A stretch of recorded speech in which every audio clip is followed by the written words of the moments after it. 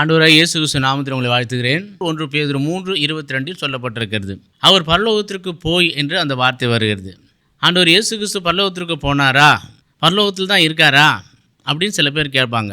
அவர் பிதாவின் வலது பார்சத்தில் அமர்ந்திருக்கிறதே பரலோகத்தில் தான். அவர் பரலோகத்தில் போய் பிதாவின் வலது பார்சத்தில் அமர்ந்தபடியினாலே தான் தேவ தூதர்களும் அதிகாரங்களும் வல்லமைகளும் அவருக்கு கீழ்ப்பட்டு இருக்கிறது என்று பார்க்கிறோம். எல்லா அதிகாரம் அவருக்கு கொடுக்கப்பட்டிருக்கிறது. வானமும் பூமி ஒழிந்து போனாலும் என் வார்த்தைகள் ஒழியாது என்று சொன்னார். என்னை கண்டவன் பிதாவை கண்டான் என்று ஆண்டவர் சொன்னார். இந்த வார்த்தையை நாம் கவனமாக கேட்போம். ஆண்டவர் இயேசு கிறிஸ்துவின் நாமம் மகிமைப்படும்படி நாம் வாழ வேண்டும்.